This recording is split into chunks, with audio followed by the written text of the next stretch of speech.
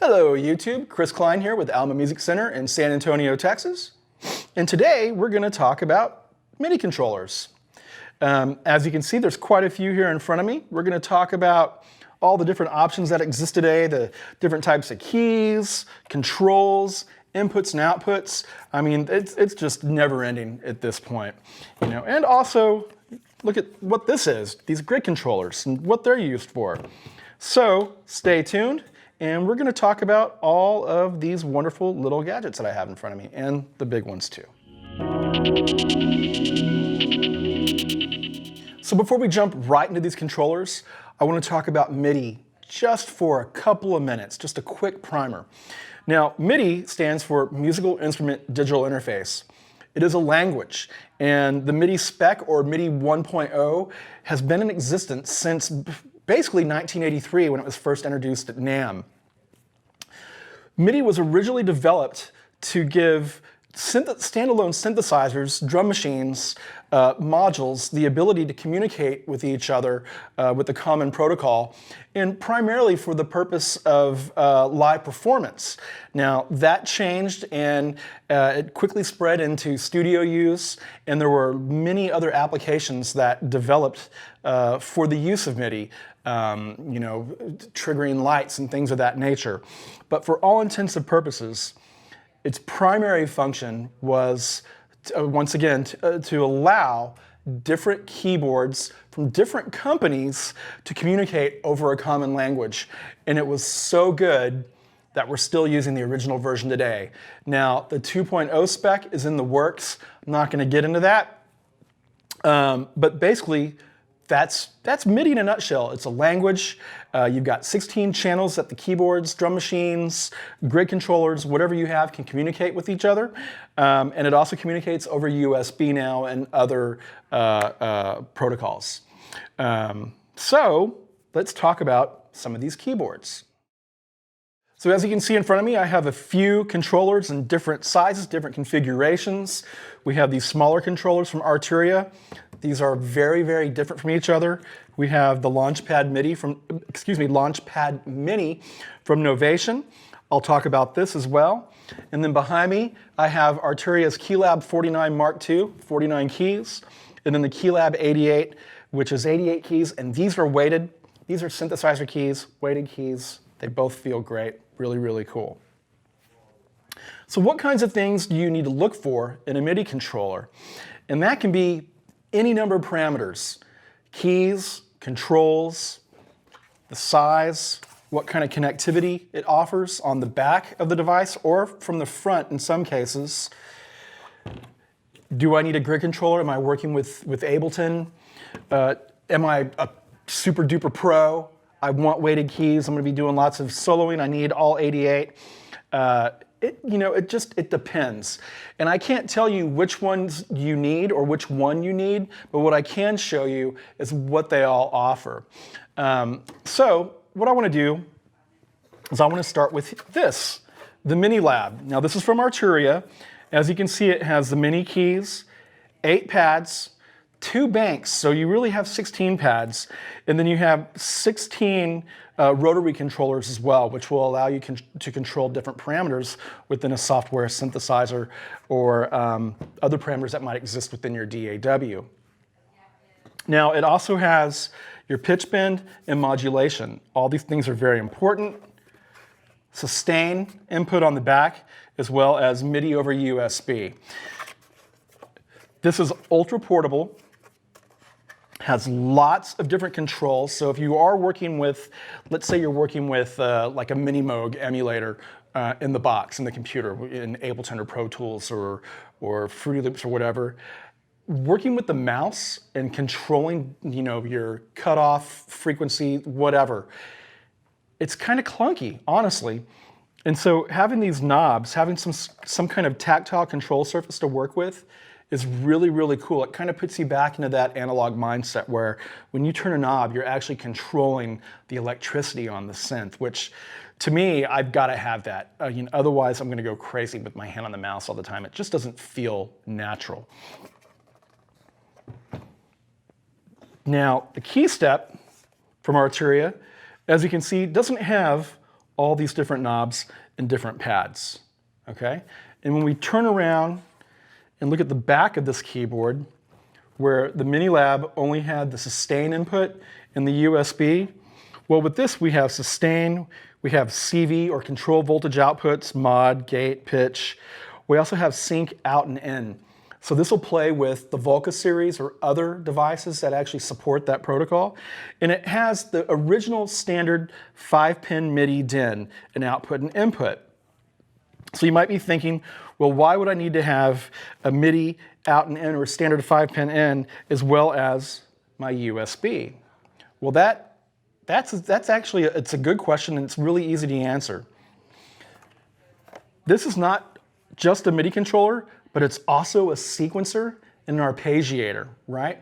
So it's gonna send this information, whether you're sequencing or using the arpeggiator, to your computer, to your DAW, to a software synthesizer, or if you have other MIDI keyboards, older MIDI keyboards, maybe you have an old DX7 or a Roland D50 or something like that, well, you can take the MIDI out of this, go into the DX7 or whatever the old synth is. It could be a Triton, who knows? I mean, there's a gazillion out there. Now you can sequence using this. So it's going to spit information out of USB and out of the 5-pin, the standard MIDI connection.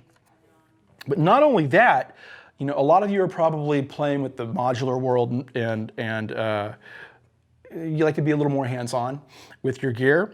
Well, with the CV outputs, you can actually control your modular rig too. So now you're controlling your modular rig, whatever you have in the computer, whatever exists out here in your MIDI studio, older synthesizers, drum machines. And if you also play in the Volca world, well, now you got sync out and in as well for that stuff. So you can control so many devices with just this one MIDI controller. Now, of course, you lose all the different knobs and the different pads.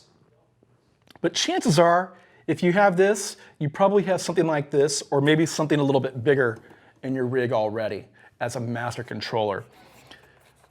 I just recently got one of these, and this, I think, is the biggest bang for your buck right now as far as portable controllers can go. Do I miss having this stuff when I'm on the road? Absolutely. But having a sequencer right on board, arpeggiator, and the ability to connect to so many other things, to me, that's invaluable. I own this too. So anyhow, I'm a nerd. I have lots of MIDI controllers, but this, I mean, Arturia knocked it out of the park with this. There's so many options, so much functionality. It's such a cool device and it's built really, really well.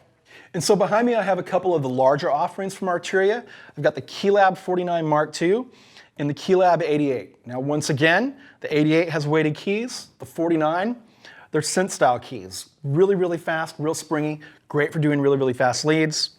Now, for the professional pianist, keyboard player, they have been playing weighted hammer action keyboards their whole lives. They're going to appreciate the give to this a whole lot more. It's going to feel a lot more natural to them. Plus, with them being professionals, and if you're out gigging, you're a professional, but what I mean is like, you know, they're keyboard players. They'll be playing bass lines down here and leads up here. They need the extended keyboard, right? They need a proper full 88 keys. Now, there are a couple of things that you're going to trade off, right? With the 49, like the KeyStep, we have the ability to control our modular rig via control voltage gates, you know, proper electricity, if you will, right? The 88 doesn't do that. Now, they both have standard MIDI ins and outs, a 5-pin DIN, as well as sustain input and other auxiliary inputs too for other types of foot controllers. So they're really, really great. Now, like the MiniLab, where we have the 8 pads, which again, really 16 2 banks, and the rotary encoders. Well, we have all of that here as well. Plus, we've got these faders or sliders, right? And other controls to access other parameters within your DAW or your software synthesizer. Being able to access your DAW, certain editing commands, the transport is super duper handy because once again, it gets your hands off the mouse. You can focus on creating content. You can stop, play, do whatever you need to, which is really, really cool. Now, we also have the standard modulation and pitch bend, which feels really, really nice. They are more fluid. I like the way that these feel better than these, the capacitance base, but the thing that are cool about these is you can tap through them and do really cool rhythmic things that you can't necessarily do here, right? So it's a trade-off once again. But these are really, really great. I actually have the 49 myself. I'm a big fan of this company, as you can tell. Now, this is not the be-all, end-all of MIDI keyboard controllers. There are a lot of companies out there besides Arturia. You've got Native Instruments, you have Novation, you have Yamaha, Akai, Korg, and they all do something similar with different sizes, different types of keyboards, weighted keys, hammer action, synth style. It just depends on what you're looking for. You just need to know the right questions to ask. So we've been focusing on the keyboard style controllers, and I want to talk about the grid style controller. Now, this is made by Novation. This is the Launchpad Mini. They have the Launchpad and the Launchpad Pro. And another popular grid controller is the Ableton Push 2. And there's other companies like Livid and, oh, I know I'm forgetting. Oh, and Akai, of course. They make grid style controllers as well. Now, these are used primarily with Ableton Live. And what these allow you to do is program drum beats or play musical notes, but you can launch clips within Ableton. Now, I'm not going to get into the nitty-gritty of Ableton. It's a really, really great DAW. It's far different than Pro Tools or Logic in that you can create arrangements on the fly and launch your samples, clips, whether they be, well, sample or loop-based or MIDI clips. It's just really cool, and that's what this controller was designed for, to work with Ableton. Now, Ableton's Push is significantly more robust, and it basically allows you to be completely hands-off from the computer. I don't have a Push here. I wish that I did, but of course you can seek it out on the internet or of course here on YouTube. Now, there's going to be a little more of a learning curve to operating something like this.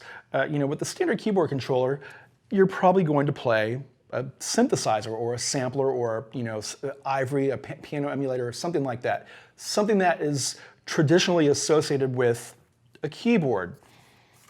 This is not that, but really, really cool. And if you are working in Ableton, having some kind of grid controller is certainly a must-have. So once again, this is Novation's Launchpad Mini. It's super small, compact, doesn't quite weigh a pound, and it's super duper fun to create just on the fly. You're on the bus, you're on the train, subway, depending on where you live. Dig your computer out, plug this into USB. It's powered by a USB. You're rocking Ableton like as soon as it boots up. Really, really cool. So everything that you see here with me right now from Arturia Novation, well, they all come with software as well. So if you're new to this game, right, and you don't have a DAW, for instance, well, everything that you see here comes with Ableton Live Lite, which is a really, really great starting point if you want to get into creating stuff that's more beat-oriented, EDM, hip-hop, and performing that stuff live.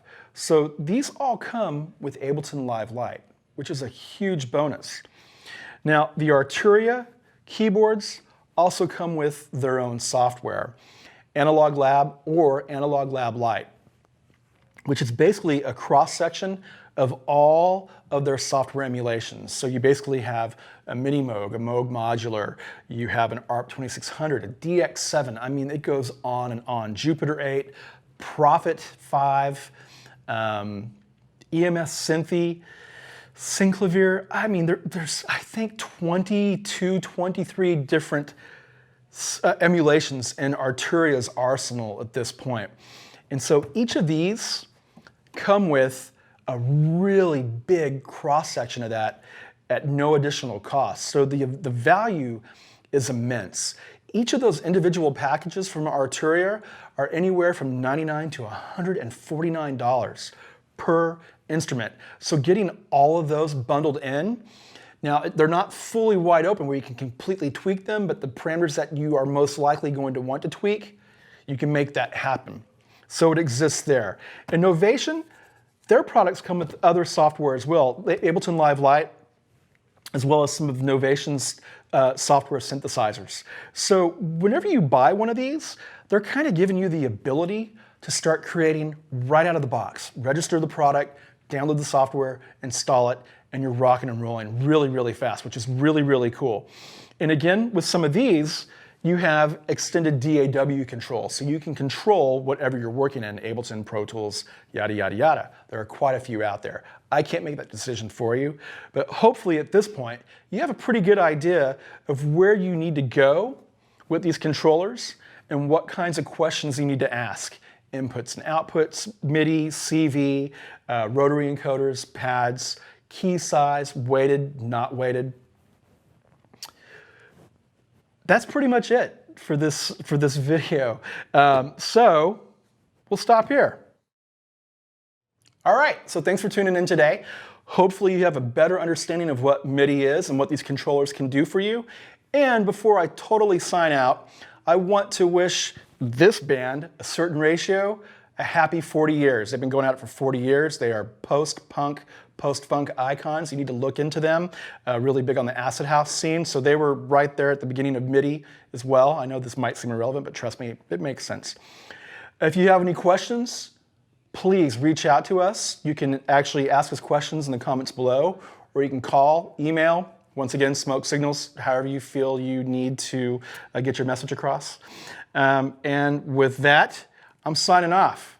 Thanks again. Hope to see you soon. Oh, and subscribe if you haven't done that. We're going to have more videos covering MIDI, software synthesizers, pro audio. So please check back in. That's it. Chris Klein, Alamo Music Center. Thanks a lot.